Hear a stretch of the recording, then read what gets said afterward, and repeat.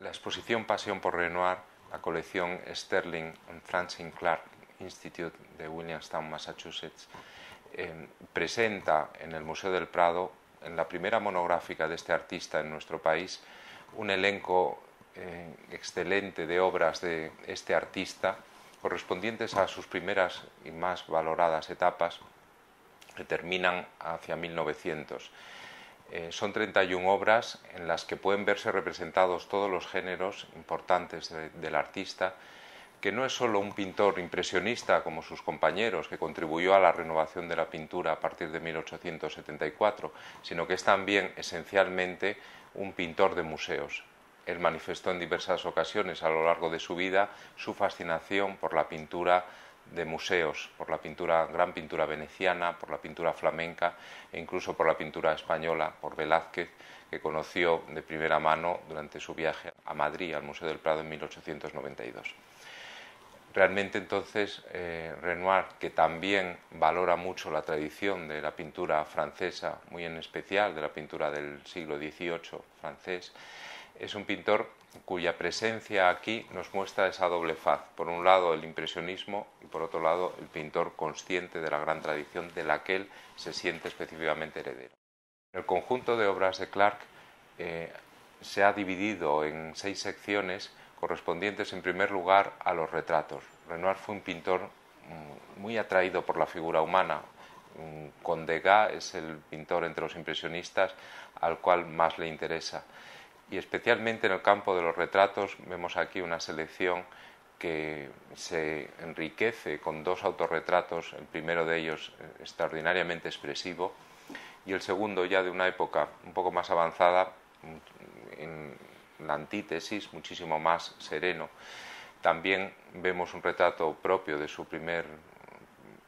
periodo, el retrato del Père Fourneaux, que es una obra muy característica del impresionismo. Pero especialmente Renoir es un pintor de figuras femeninas. Hay aquí también retratos como el de la hija de Durand-Ruel o Thérèse Bérard, pero hay sobre todo una aportación a los temas de muchachas sorprendidas en interiores, en diversas actitudes, con una gran sensualidad, con un sentido muy íntimo, en una tradición que enlaza desde luego con la pintura francesa del siglo XVIII. Este es el aspecto de Renoir mejor representado en esta colección y el que más atrajo a los coleccionistas. Al mismo tiempo, también el paisaje, que es un género capital para el impresionismo, puesto que trata este movimiento de representar la naturaleza con la mayor objetividad posible, nos presenta una amplia selección de obras, algunas de ellas del primer periodo, verdaderamente maestras, en las que se ve la especial aportación de Renoir a este género con una pincelada muy amplia, con manchas evanescentes, con colores aterciopelados, entre los que destaca especialmente el azul muy característico del artista. También hay floreros y bodegones. Realmente Renoir fue un pintor de flores, fue muy aficionado a la pintura de flores porque le permitía una libertad y un tratamiento cromático muy atrevido, muy suelto y muy fresco, muy vívido. Él comenzó su carrera como pintor decorador de porcelanas, entonces recurría a las flores, pero también más adelante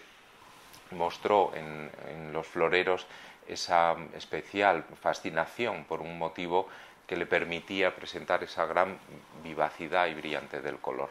También los bodegones, el caso concreto de los 2, uno de ellos Cebollas, la obra preferida por Clark, y el otro, un bodegón muy cesaniano, el del frutero, con manzanas, nos permite ver la aportación a una pintura de gran tradición en Francia, en donde parte de modelos dieciochescos hasta llegar justamente a lo que aporta su compañero Cézanne. El desnudo dentro de la pintura de figura femenina es también un género excepcionalmente importante para Renoir, sobre todo a partir de su viaje a Italia en 1881-82, en donde el pintor entra en contacto con la gran tradición del Renacimiento francés y verdaderamente se siente atraído por la primacía del dibujo de contorno, por la línea, y realmente evoluciona ahí hacia un estilo muy próximo al de Jean-Dominique Ingres, el gran maestro francés del desnudo en el siglo XIX. Por ejemplo, su bañista peinándose nos muestra esa similitud con las propuestas del último Ingres, y también cómo Renoir se convierte aquí en una especie de jalón intermedio entre este tipo de pintura, la de Ingres, el neoclasicismo, y luego la recuperación que otros artistas hacen de la forma y del dibujo ya a principios del siglo XX. Es curioso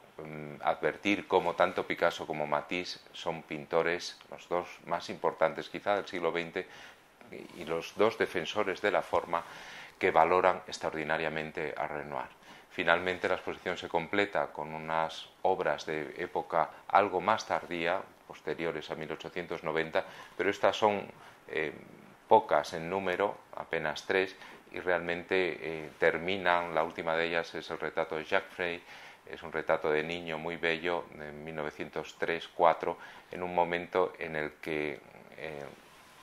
corresponde al último Renoir, donde la pincelada del artista es mucho más suelta, donde hay unas atmósferas doradas y una calidez extraordinaria. Y este Renoir, que fue muy valorado en la primera mitad del siglo XX, fue quizá el que menos interesó a Clark, y entonces su presencia aquí es más restringida que el otro, el de las primeras etapas de los años 70 y 80 fundamentalmente, que es quizá el Renoir más original y el que más puede interesar aquí.